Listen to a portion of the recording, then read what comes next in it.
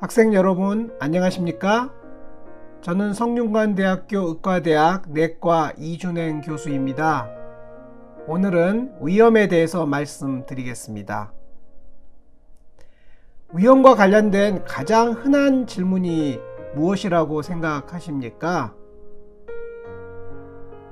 환자들의 가장 흔한 질문은 검진 내시경에서 위축성 화생성 위험이라고 들었는데 어떻게 해야 할까 하는 것입니다. 별다른 증상도 없는데 위축성 화생성 위험이라는 무서운 진단명을 들었기 때문에 걱정을 하시는 건데요. 사실 내시경으로 진단된 위험이란 그 정체가 무척 애매모호합니다. 온갖 잡동사니가 모여있기 때문인데요. 많은 의사들은 펑셔널 디스펩시아를 환자에게 적절히 설명할 방법을 찾지 못하고 내시경 후 위험입니다 라고 설명을 하고 있습니다. 반대로 내시경을 받고 난 후 정상이라고 하면 그런데 왜 내가 배가 아픈가 되물어보는 환자들도 적지 않습니다. 엔도스코픽 가스트라이티스에 대한 국제적인 기준도 없고요. 인트라 옵저버 베리에이션도 적지 않습니다. 그리고 무엇보다 내시경에서 위험이 심하다고 증상이 심한 것도 아니고요. 내시경의 위험이 심하다고 꼭 암이 되는 것도 아닙니다. 관련성이 명확하지 않아서요. 마구 섞여 있다. 환자와 의사의 동상이몽이라고 표현하고 있습니다. 환자가 생각하는 위험은 뭔가 중요한 병이고 또 다른 중요한 병과 깊게 연관되어 있다고 생각합니다만 내시경을 하는 의사, 진료를 하는 의사의 입장에서는 암이나 궤양이나 선종 등 보다 중요한 질환이 없을 때 그냥 위험이라고 붙이는 것으로 생각하거든요. 따라서 의사와 환자의 그 표현에 큰 차이가 있습니다. 시나리오 몇 가지를 준비하였습니다. 위암 가능성이 있다고 찾아오신 분이신데요. 종합소견에서 내시경 검사에서 장상피 화생, 무척 어려운 말이 있지 않습니까? 환자들은 인터넷을 찾아보게 되어 있습니다.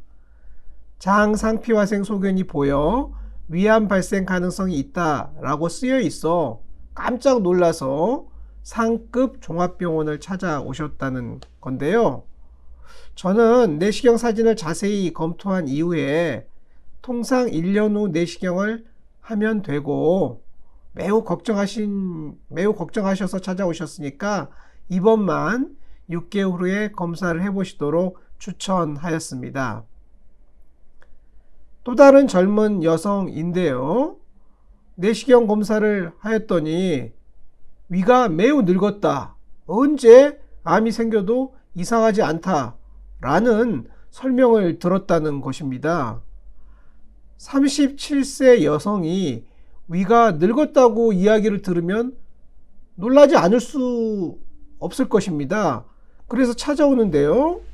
제가 보았더니 아트로픽 가스트라이티스가 조금 나이에 비해서는 조금 많기는 하지만 위가 늙었다라는 무서운 표현, 환자에게 쓰면 안 되는 부적절한 표현을 사용할 정도로 심한 상황은 아니었습니다.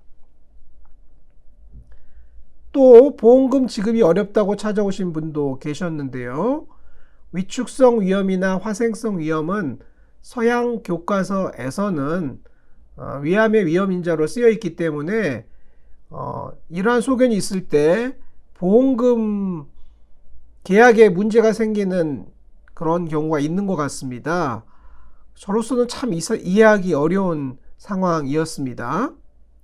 여하튼 위험에 대해서는 지금 제가 말씀드린 세 가지 시나리오 이외에도 매우 많은 혼선이 발생하고 있습니다. 오늘은 제가 위험을 이해하는 방식, 교과서에서 쓰여져 있는 방식을 중심으로 말씀을 드리겠고요. 아마 제가 드리는 내용이 또 다른 책자나 또 다른 강의에서는 조금 다르게 설명될 수도 있다는 것을 먼저 밝히면서 강의를 진행해 보도록 하겠습니다. 이 사진의 내시경 진단은 무엇이라고 생각하십니까? 전정부입니다. 위각부, 위체 하부. 자세히 보시면 오른쪽 아랫 부위가 약간 페일하고 서뮤코잘 베슬이 주변에 비해서 현저하게 보입니다. 경한 위축성 위염의 내시경 소견입니다. 위축의 범위는 카디아 가까이까지 되어 있고요. 카디아 근처까지 위축성 위염의 소견이 있고요. 그러나 암이나 궤양이나 선종 등 포칼 리전은 없는 상황입니다. 오픈 타입 O1 정도의 위축성 위염이라고 할 수 있습니다.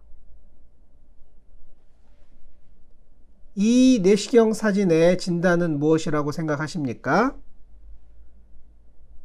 좀 전의 증례처럼 점막이 하얗게 보이거나 서뮤코잘 베슬이 현재 보이는 소견이 없습니다. 정상입니다.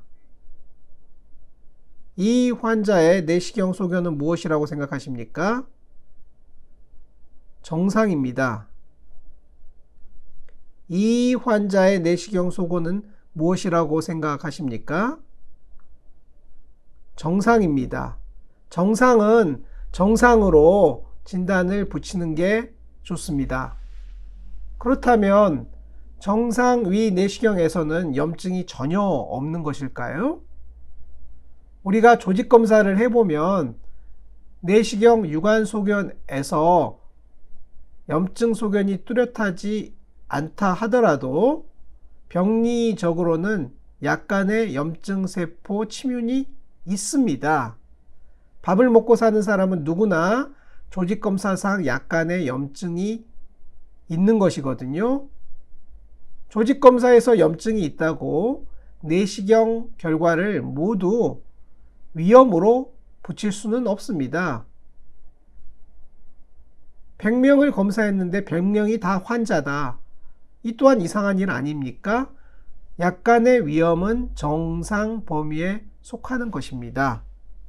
그런데 그 눈높이가 의사마다 다르고 정상과 비정상에 대한 개념을 다르게 갖고 있기 때문에 혼선이 생기는 것입니다. 습관적으로 크로닉 아트로픽 가스트라이티스라고 붙이는 것은 좋지 않습니다. 이 환자도 크로닉 아트로픽 가스트라이티스라는 결과를 들었다고 하나 제가 살펴본 바로는 정상이라는 결과를 내는 것이 더 좋을 것 같았습니다. 젊은 남성에서 아트로픽 가스트라이티스로 의뢰되었는데 내시경상 그러한 소견이 없었던 경우는 매우 많습니다. 따라서 위내시경을 해석하거나 위내시경 검사를 하는 의료진의 입장에서는 정상은 정상으로 부를 수 있다 라는 것을 알고 계시면 좋겠습니다. 위축성 화생성 위염은 얼마나 흔할까요? 매우 흔합니다.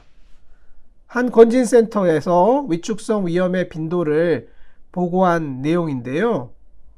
보통 30대는 30%, 40대는 40%, 50대는 50% 정도로 보시면 크게 틀리지 않습니다. 보다 엄밀한 조직검사 연구도 있었는데요. 평균하여 아트로픽 가스트라이티스, 인테스티널 메타플라지아가 40% 정도 되지 않았습니까? 장 상피화생도 생각보다 흔했습니다. 이처럼 위염에 대한 인터옵저버 베리에이션이 크고 위축성 화생성 위염의 빈도는 높은 그러나 100%는 아닌 이런 상황에서 우리는 어떻게 내시경 결과나 환자의 증상을 해석해야 할까요? 학생 여러분, 이 부분은 의사생활을 하는 이상 평생 두고두고 고민, 생각, 토론을 하셔야 되는 이슈입니다. 서울 성모병원 정신과 선생님께서 투고한 내용인데요. 제목이 건강염려증 사회화 건강검진입니다. 우리가 건강하게 태어나서 의미 있게 살다가 나이를 먹고 언젠가는 죽겠죠. 이러한 자연스러운 과정에서 지나치게 건강 염려를 하게 되면은 의미 있는 삶을 살지 못하게 되는 경우가 있습니다. 의미가 있는 소견에 대해서는 의미가 있다고 이야기를 하고, 의미가 없는 소견에 대해서는 의미가 없다고 얘기를 해줄 수 있는 의료진이 많아야만 일반 국민들이 불필요하게 건강염려증에 빠지지 않을 것입니다. 별다른 의미 없는 소견에 대하여 암이 될 수 있다, 큰 병일 수 있다, 정밀검사를 해야 되겠다 라는 이야기를 남발한다면 의료진이 국민의 건강을 해치는 결과를 가져올 수도 있을 것 같습니다. 위축성 위염이나 장상피 화생 말고 점막하 종양과 같은 좀 더 겁나는 점막하 종양이니까 더 겁나는 상황이잖아요. 이런 상황을 만나면 어처구니 없는 결론에 도달하는 경우가 있는데요. 우연히 50대 때 시행한 검진 내시경에서 점막하 종양도 좋고 위축성 위염도 좋고 화생성 위염도 좋고 뭐든지 좋습니다.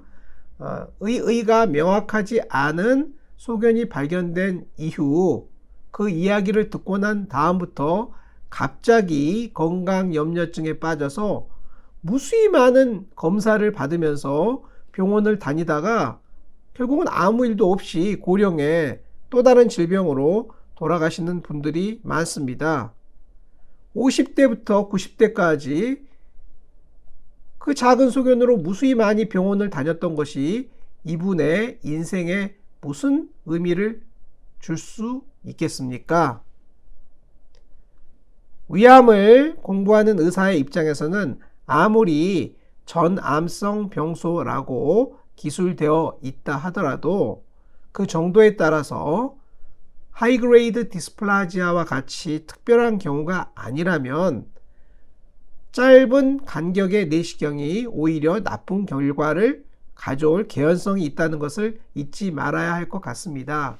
아무리 위축성 화생성 위험이 있다 하더라도 3개월 혹은 6개월의 건강검진 내시경을 반복한다면 조기위암을 발견할 수 있을 것 같습니까? 대부분의 환자들은 위쪽처럼 됩니다. 처음에는 걱정이 많아서 여러 번 검사를 하다가 한동안 검사를 받지 않고요. 언젠가 진행위암으로 진단이 되는 경우이지요. 저희는 이러한 시나리오보다는 아무리 위축성, 화생성 위험이 있다고 들었다고 하더라도 너무 걱정하지 말고 건강하고 정상적인 삶을 유지하면서 1, 2년에 한 번 정기적인 검진 스케줄에 따라서 검사를 해가면서 혹시 암이 발견되더라도 좀 조기에 진단하여 치료할 수 있으면 좋겠다. 장기적이고 정기적인 검사가 지나치게 잦은 검사보다 좋은 결과를 가져올 확률이 높다는 점을 늘 잊지 마시기 바랍니다. 저는 팔에 점을 가지고 있는데요. 들여다보니까 점이지 평소에는 아무 의미가 없습니다. 저는 제 자신을 점 환자라고 생각하고 살지는 않거든요. 따라서 우리나라 성인에서 가장 많은 질환 위험, 이러한 뉴스도 좀 과잉이고요. 위험은 완치가 안 되는 거냐? 환자들이 물어오는 것도 결국은 과잉에서 생기는 현상입니다. 고위험군이란 말은 별로 좋은 설명이 아닙니다. 고위험군 하면은 그게 얼마나 고위험인지 알 수가 없거든요. 화생성 위염이 고위험군이다, 위암의 고위험군이다 라고 설명을 하면 환자들은 곧 올해, 내년 위암이 될 것으로 생각하십니다. 고위험군이니까요.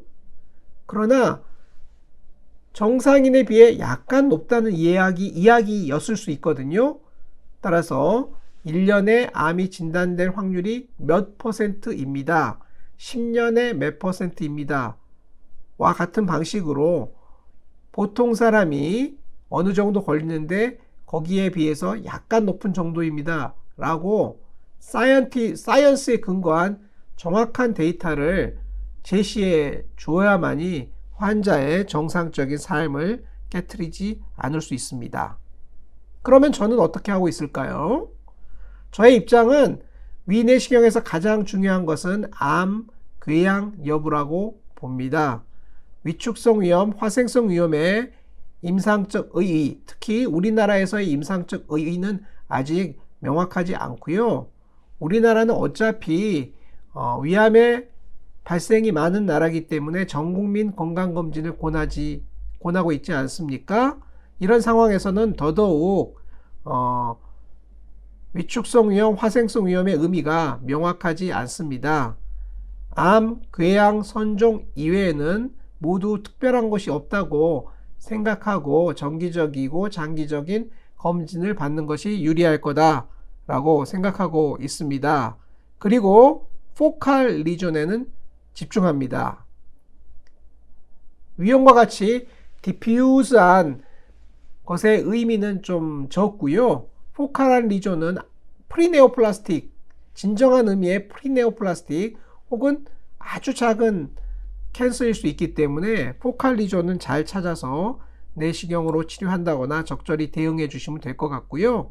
이 환자는 비록 만성 위염은 있으나 위 전정부 소만에 작은 함몰형 병소가 있고 내시경 치료를 하였고 조기위암 완전 절제로 잘 확인된 상황입니다.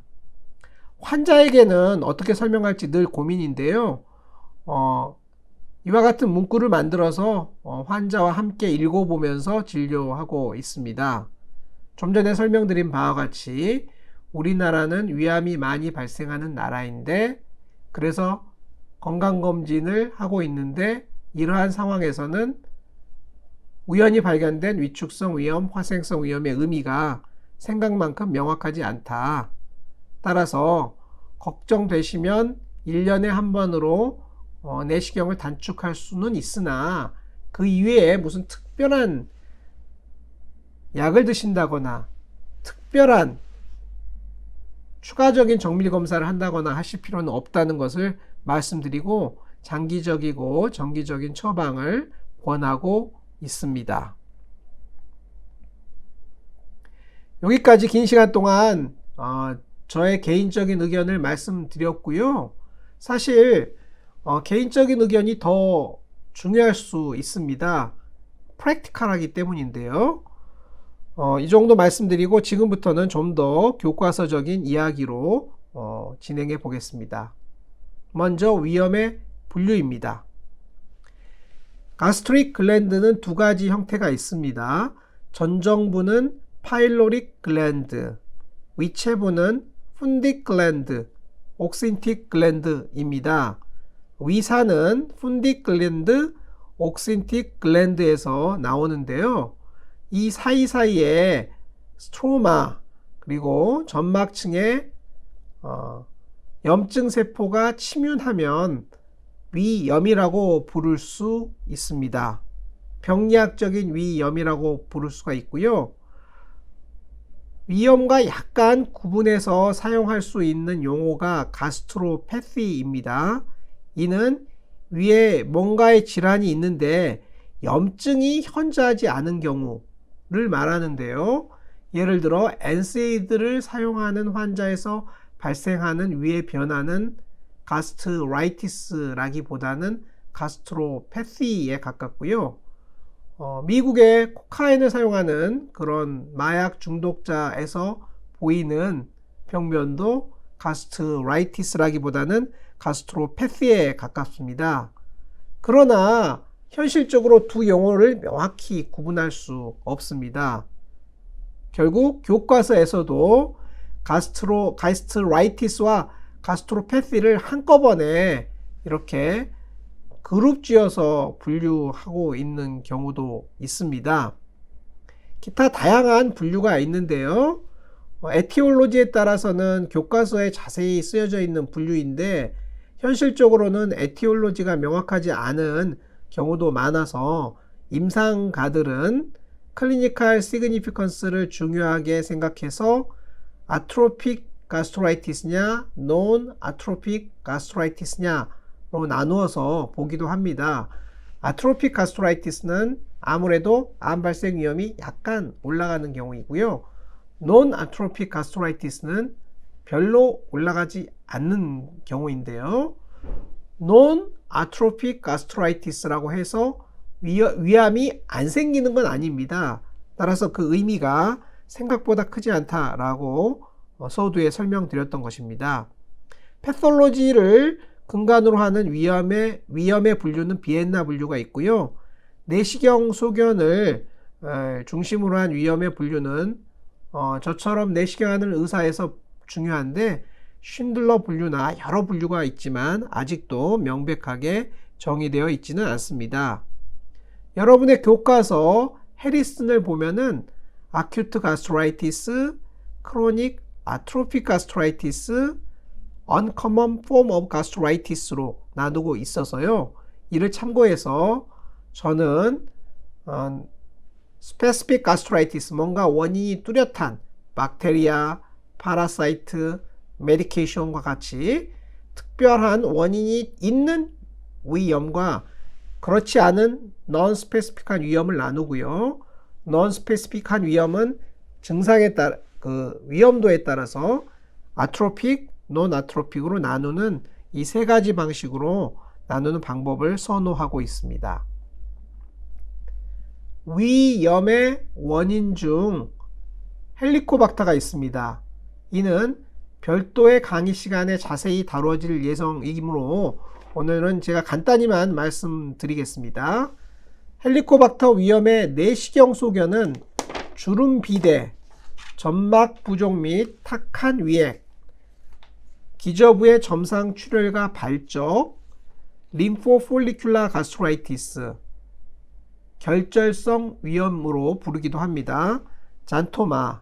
물론 이러한 것들이 오래되면 아트로픽 메타플라스틱 가스트라이티스가 될 수 있습니다. 되고 있습니다.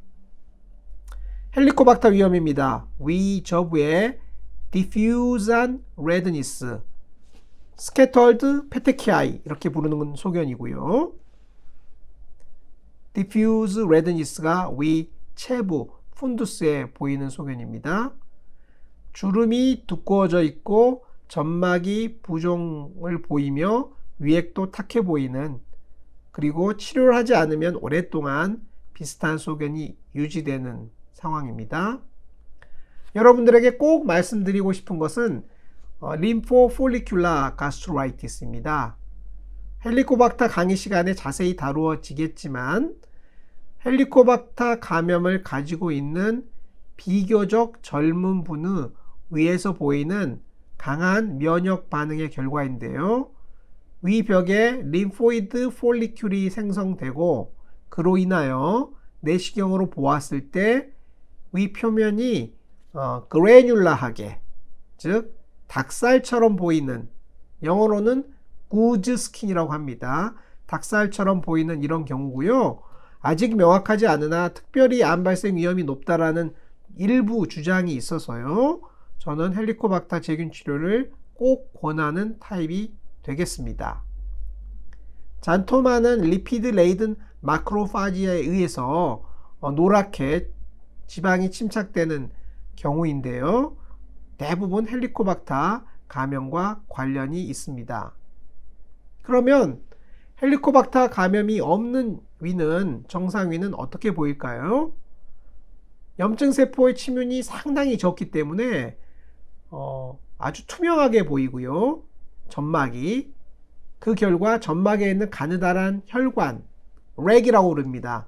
RAC, Regular Arrangement of Collecting Venule들이 잘 보이는 게 정상위입니다. 헬리코박터 위염의 치료는 1주 내지 2주 정도 3제 혹은 4제의 약물 투여를 하는 것인데요. 이에 대한 자세한 내용은 헬리코박터 위염 강의 시간에 듣기 바랍니다. 위염을 스페시픽한 위염과 논스페시픽한 위염으로 나누고 논스페시픽한 위염을 아트로픽, 논아트로픽이라고 나눈다고 말씀드렸는데요. 그 부분에 대해서 보충 설명하겠습니다. 크로닉 논아트로픽 가스트라이티스, 뭔가 염증이 현저한데 아트로픽하지 않다 하는 것은 주로 헬리코박터 위염에 의해서 보이는 것이고요. 대부분의 환자는 asymptomatic, 즉 증상이 없고요. 전정부에만 국한될 수도 있고 위 전체에 이렇게 디퓨즈하게 염증 반응을 보이는 수가 있는데요. non-atrophic gastritis 단계만 하더라도 단계에서는 위암의 발생률이 현저히 높아진다 라고 얘기하기는 어렵습니다. 같은 내용이죠. 크로닉 non-atrophic gastritis의 소견이고 위 글랜드, 가스트릭 글랜드 사이사이에 염증세포 침윤이 많고 자세히 보았더니 헬리코박터 감염이 있는 거고, 그렇다고 헬리코박터가 위 점막 안에 들어간 건 아니고요. 그림처럼 글랜드 바깥쪽에, 즉 에피텔리알 셀 바깥쪽의 뮤커스 젤 레이어, 비교적 산도가 좀 덜한 pH 5, 6 정도의 위 점막의 점액층에 헬리코박터가 살고 있습니다. 이러한 소견이 오래되면 크로닉 아트로픽 가스트라이티스로 될 수 있는데요. 헬리코박터가 가장 중요한 원인이고, 그러나 모든 헬리코박터 감염자가 아트로픽 메타플라스틱 가스트라이티스로 되는 건 아니므로, 캔서까지 되는 게 아니므로 뭔가 환경적 요인과 함께 유전적 요인도 있을 것으로 보고 있습니다. 내시경 소견은 말씀드린 바와 같이 페일해지고 정상인 부위와 비정상인 부위의 경계가 보이면서 경우에 따라서는 서뮤코잘 베슬까지 현재 보이는 경우 아트로픽 가스트라이티스로 말할 수 있고요. 그 범위에 따라서 전정부나 체부 소만에 국한된 경우는 closed type C1, C2, C3 통상형이라고 부르고, 카디아를 포함한 위체부 대만까지 침윤된 경우를 오픈 타입 위축형 O1, O2, O3로 나누고 있습니다. 따라서 크로닉 non-specific gastritis가 진행되면 아트로픽 가스트라이티스, 좀 더 진행되면 인테스티널 메타플라지아, 좀 더 진행되면 아데노마 with 디스플라지아, 그리고 캔서까지 된다는 코레아 가설이 있습니다. C-O-R-R-E-A. 우리나라 국호인 코리아하고 비슷하지 않습니까? 그 선생님의 이름이 C-O-R-R-E-A. 코리아 선생님이 제창하신 가설인데요. 사실 모든 환자에서 모든 위암 환자가 이 가설에 따라, 이 패스웨이를 따라 위암이 발생하는 것은 아닙니다. 코레아 가설에 따르면 위축성 위염의 다음 단계가 인테스티널 메타플라지아인데요. 현실적으로는 섞여 있는 경우가 많고요. 인테스티널 메타플라지아는 조직학적 소견에 따라서 타입 1과 타입 2, 타입 3로 나누고 있습니다. 이 부분은 세 가지로 나누어졌기 때문에, 특히 두 가지로 그룹핑할 수 있기 때문에 시험 문제 내기가 좋아서요. 의과대 학생들의 시험 문제는 잘 나오는데요. 현실적으로 임상적 의의는 그다지 크지 않습니다. 좀 살펴보면 incomplete type. 인테스티널 메타플라지아가 컴플리트하다라고 하는 것은 위 점막이 장 점막처럼 컴플리트하게 변했다. 그냥 장 점막에 아주 가까워졌다. 이런 타입인 거고요. incomplete 타입은 장 점막과 가까워지는 정도가 incomplete하다. 이런 의미인데 이게 이제 육안적으로는 구분이 어렵고요. 특수 염색 애시딕 사이알로뮤신 염색을 하면 가블리셀이 애시딕하게 보이면은 타입 2, 설포뮤신 프로듀싱 한 가블리셀이 보이면은 타입 3라고 합니다. 그래서 특수 염색을 통해서 구분한다 이렇게 이해하시면 될 것 같고요. 대장과 비슷한 인테스티널 뮤코자를 보이는 인컴플리트 타입이 소장과 비슷한 컴플리트 타입에 비해서 암 발생 위험이 더 높다는 것을 알고 계시면 될 것 같습니다. 조직학적 소견으로는 가스트릭 글랜드 내에 동그랗게 비어있는 게 보이지 않습니까? 그게 가블리셀입니다. 가블리셀이 보이는 거고요. 내시경적으로는 small 2-3mm 정도의 pale, round, elevated region이 scattered 되어 있는 모습이 되겠습니다. diffuse corporeal atrophic gastritis라고 우리나라에선 드물지만 서양에서는 종종 볼 수 있는 그런 질병도 있는데요. 이거는 오토이뮨 가스트라이티스라고도 부를 수 있습니다. 위벽 파리에탈 셀에 대한 항체가 있으면서 위축성 위험이 오고 그 결과 위암 발생이 높아지는 타입을 오토이뮨 가스트라이티스 혹은 diffuse corporal atrophic gastritis라고 부른다 라고 알고 계시기 바랍니다. specific gastritis 몇 가지 살펴보겠습니다. specific gastritis는 명백한 원인이 있는 헬리코박터 이외에 다른 명백한 원인이 있는 위험을 얘기하는 건데요. 예를 들어서 박테리알 가스트라이티스가 있을 수 있습니다. 매우 드뭅니다. 튜버클로시스, 액티노마이코시스, 시필리스 등등 가능하고요. 이와는 좀 달리 서퍼러티브, 플래그모너스 가스트라이티스도 있습니다.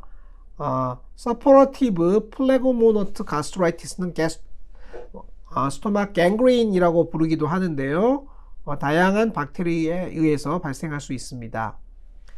결핵은 우리나라에서 어디서나 생길 수 있는데 위에서도 발생할 수 있다고는 하지만 제가 경험한 유일한 환자 사진이거든요. 직접 경험한 건 아니고 다른 선생님으로부터 들은 환자입니다.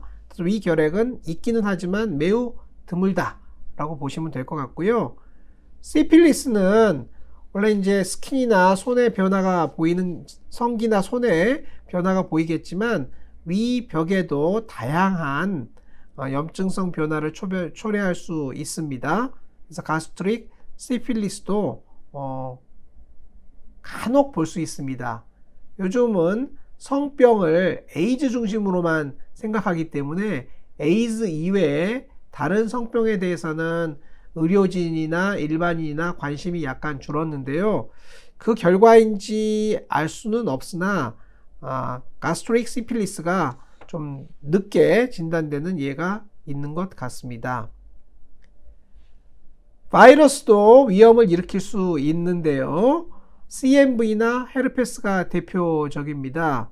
면역 억제인 환자에서 발생하는 CMV는 간혹 볼 수 있는 경우고요. 하트 트랜스플란테이션을 했거나 케모세라피를 하였거나 그런 환자에서 주로 발생하고 이뮨 펑션이 정상인 사람에서 발생하는 경우는 있기는 한데 매우 드물다 라고 이해하시면 되겠습니다. 펑갈 가스트라이티스, 곰팡이는 위에는 칸디다가 많이 진단되는 수가 있습니다. 위궤양이나 위암 조직 검사를 해보면요.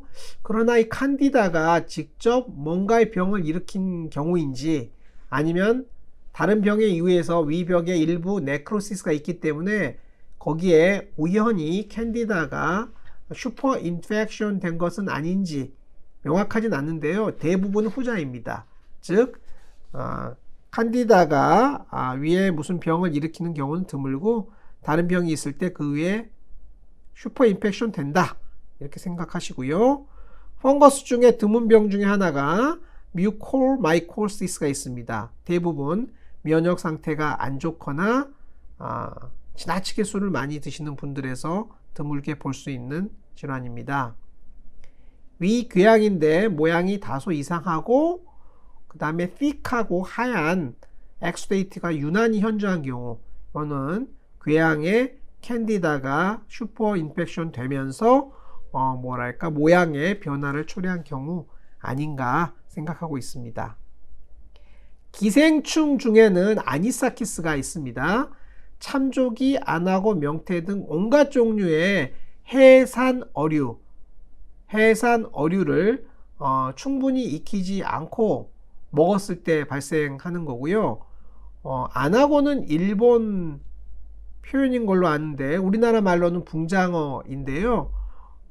이러한 생선을 신선하지 않은 상태에서 회를 먹었을 때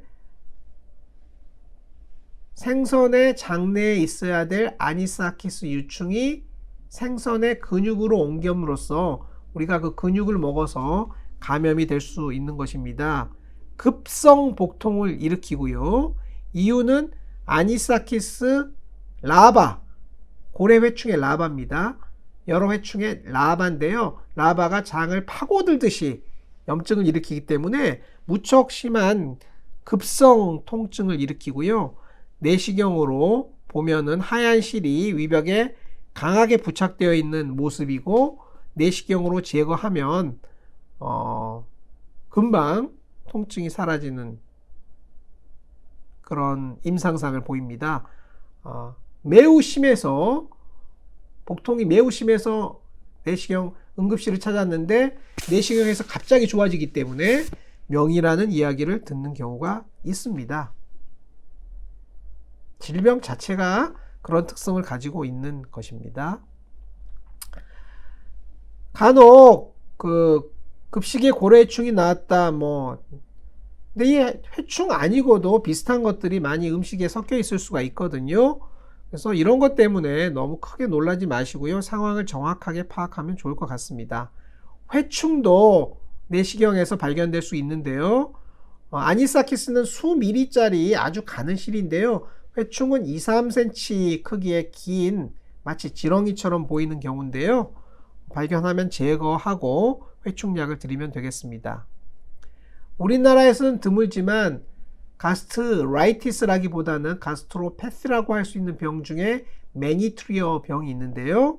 이는 위의 글랜드가 위벽이 두꺼워지면서 조직학적으로는 이제 포베올라 하이퍼플라지아와 아트로피, 시스틱 글랜드 다일라테이션, 글랜드의 시스틱 다일라테이션을 보이는 그런 병이고요. 프로테인 루징 엔테로패티, 프로테인이 빠지니까 사람이 붓고 이제 문제가 생기는 그런 질환으로 매우 드뭅니다. 위벽이 두껍고 조직 검사에서 그런 변화를 보이는 경우입니다. 보다 흔한 것은 엔세이드 관련 가스트로패스인데요. 엔세이드는 논 스테로이드 안티 인플라마토리, 즉 염증을 일으키지 않도록 드리는 약인데 그 약이 디렉트하게 혹은 혈관을 타고 위장관에 영향을 주어서 위나 소장에 엔테로패시, 가스트로패시를 일으킬 수가 있는데요. 궤양 때문에 이제 출혈이 생길 수도 있고 그런데 엔세이드를 끊으면 좋아집니다. 실제로 1년에 1%, 엔세이드는 관절염 때문에 주로 드시는 약인데요. 쭉 드시다 보면 1년에 1% 생기고요. 다른 아스피린과 함께 드시면 좀 더 올라가고 그렇습니다. 그 원인은 다른 시간에 자세히 강의가 있을 것으로 알지만 엔세이드라는 것은 콕스를 이니비션 하는 약인데요.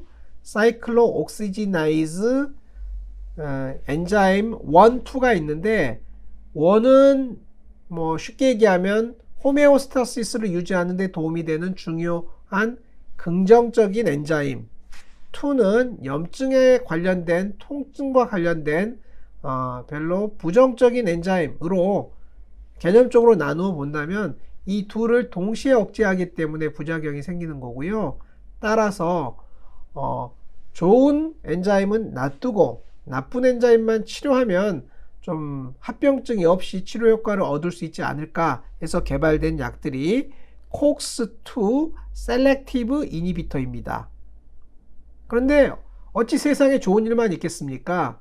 COX-2 셀렉티브 이니비터를 쓰면은 위장 간 합병증은 다소 적은 반면 카디오바스큘라 컴플리케이션, 마이오카디악 인파크션, 심근 경색증 같은 게 생기는 경우가 있거든요. 그래서 COX-2 셀렉티브 약제가 여러 개 개발되었다가 지금은 거의 다 없어지고 셀렉콕시브만 남아있는 것 같습니다. 남은 시간 동안에는 위험의 내시경 소견에 대해서 퀵하게 제가 진행하겠습니다. 시드니 클래시피케이션과 같은 분류를 이용하고 있는데 내시경 소견에 대한 설명은 다소 부족합니다. 병리학적 설명은 잘 되어 있습니다. 그래서 내시경 분류는 여러분들이 하셨는데요. 한 50년쯤 전에 내시경의 아버지라고 하는 쉰들러 박사가 제창한 분류가 아직도 많이 쓰이고 있고요. 실제적으로는 가장 현저한 소견을 기반으로 의사마다 다르게 분류하는 게 현실입니다. 예를 들어서 아트로피가 심하면 아트로픽 가스트라이티스, 메타플라지아가 심하면 메타플라스틱 가스트라이티스와 같이 부르는 것입니다. 저는 그렇게 하고 있다는 얘기고요. 정답은 없습니다. 비특이적 위험은 특이적 위험은 원인이 있는 것은요. 그걸 명확하게 기술해 주시면 되겠고요. 내시경에서 약간의 출혈이 보이는 경우는 그 의미가 명확하지 않습니다. 환자가 직접 토를 하거나 피똥을 싸는 것처럼 증상이 명확한 경우는 의미를 줘야 되겠으나 그런 경우는 거의 없기 때문에 약간의 출혈반이나 헤마틴 같은 거에 의하여 출혈성 위험이라고 진단을 붙이지 않기를 바라고요. 담즙이 역류되어 있는 경우가 있는데요. 이거는 피지올로지 측면이지 아나토미 측면은 아니고 내시경은 아나토미 진단이라는 점을 고려할 때 내시경에서 담즙 역류성 위험이란 진단은 가급적 쓰지 않는 게 좋겠다라고 생각하고 있습니다. 정리해 보겠습니다. 매우 깨끗한 위입니다. 정상. 내시경에서 보이는 여러 가지 소견을 시드니 분류나 일본 분류, 쉰들러 분류, 여러 분류에서 이와 같은 용어로 표현하고 있습니다. 표재성 위험은 아트로피가 없이 뭔가 발적이 있는 경우에 붙이는 용어이고요. 크로닉 슈퍼피셜 게스트라이티스입니다. 미란성 위험은 위에 작고 깊지 않은 상처, 미란이 있는 경우고요. 미란성 위험은 위축성 위험과는 달리 포칼 리전일 수 있기 때문에 현저한 병소는 조직 검사를 하고 있습니다. 위축성 위험은 서두에 자세히 설명드린 바와 같이 위 점막이 페일하고 서뮤코자 베슬이 잘 보이는 경우입니다. 정상 부위와 비정상 부위의 경계 F라인이 뚜렷하게 보이는 예도 있습니다. 포칼하게 아트로픽 체인지가 있을 경우에는 특별한 병은 아닌 그냥 일반적인 아트로픽 가스트라이티스의 한 형태일 수 있으나 말트, 림포마나 위암과 구분해야 하기 때문에 조직 검사가 필요한 경우가 많습니다. 위축성 위험 전형적인 증례는 서두에서 보여드린 바와 같고요. 화생성 위험은 2, 3mm 크기의 pale elevated flat lesion, 즉 메타플라스틱 나듈들이 스캐터드 되어 있는 경우를 말합니다. 이런 것들이고요. 림포폴리큘라 가스트라이티스는 헬리코박터에 감염된 비교적 젊은, 특히 여성의 많은 면역 반응의 결과로서 림포이드 폴리클이 닭살처럼 내시경에서 보이는 경우입니다. 비유성 위염은 일반 위벽의 주름이 3, 4mm 이내의 크기를 보이는 반면 두꺼워지는 형태의 위염을 이야기하고요. 대부분 헬리코박터 위염의 A형입니다. 위벽이 두꺼워지면 보만 타입 4와 같이 diffuse infiltrative disease는 아닌지 감별이 필요하고요. 가스트릭 아밀로이도시스는 위에 아밀로이드가 침착하는 non-specific, specific 하긴 한 거죠. non-specific한 change를 보이는 질환이고 대부분 뭔가의 심한 전신 질환과 동반되어 나타납니다. acute gastric mucosal lesion이라고 음주나 흡연이나 심한 정신적인 스트레스, 갑작스러운 약물 등에 의하여 급성 통증이 발생하면서 위궤양, 미란, 헤마틴들이 보이는 소견을 AGML이라고 부르고 있습니다. 내시경 검사에서 검게 보이는 것들이 헤마틴인데요. 출혈성 위염이라고 붙이지 마시고 Non-Specific Gastritis, CSG라고 이름을 붙여주시면 좋겠습니다. 담즙이 역류한 것은 임상적 의의가 없기 때문에 의미를 부여하지 말기 바라고요. 싱글 이로우전은 혹시 암일지 모르기 때문에 조직 검사가 필요한 경우가 많습니다. 이렇게 작은 병들은 미란이고요. 요것을 암으로 과잉 진단하지 않기 바라고요. 위벽에도 작은 혈관들이 이렇게 뭉쳐서 미세한 혈관들이 보이는 경우가 있는데 이를 안지오 디스플라지아라고 부르고 있습니다. 잔토마는 리피드 레이든 마크로파지가 침윤된 노란 플라크로 보이고요. 직접적인 의의는 없으나 만성 헬리코박터 감염의 지표 정도로 생각하시면 좋겠습니다. 잔토마가 여러 개 있는 경우고요. 위염은 아니지만 위에도 많은 혈관이 있는데 만성 간질환 등에 의해서 위에 혈관이 늘어나면 가스트릭 베이리스고요. 이것은 절대로 조직 검사하면 안 되는 중요 질환입니다. 만성 간질환 환자에서는 베릭스 이외에도 위에 디퓨즈한 변화를 보일 수 있는데 주름이 두꺼워지고 발적이 보이는 등 이를 포탈 하이퍼텐시브 가스트로패시라고 합니다. 가스트릭 안트랄 바스큘라 액타지아는 위체부는 비교적 정상이나 위 전정부에 작은 혈관들이 확장되어 드물게 출혈 등을 일으키는 경우인데요. 이와 비슷한 게 Radiation Induced Gastroduodenitis가 있습니다. 전정부에 집중적인 RT가 이루어지면 주로 간질환이나 단도 환자인데요. 그러한 RT, 방사선 치료의 부작용이라고 할 수 있습니다. 위암의 치료 부분은 특별히 말씀드리지 않겠습니다. 스페시픽한 것은 거기에 대한 치료를 하면 되고요. 박테리아는 항생제, 기생충은 기생충약 더하기 제거, 뭐 이런 식이거든요. NSAID는 NSAID를 끊고 이렇게. 만성 위염은 다양한 접근이 가능하나 학생 입장에서는 아래의 요점 정도를 이해하시면 좋을 것 같습니다. 인테스티널 메타플라지아의 타입에 따른 차이, 크로닉 아트로픽 가스트라이티스의 기무라 분류, 시드니 클래시피케이션의 병리학적 그레이디드 베리어블 종류, 콕1과 콕스2의 차이 정도를 이해하시는 것으로 오늘의 강의를 복습해 주시면 감사하겠습니다. 네, 여러분 긴 시간 경청해 주셔서 감사합니다.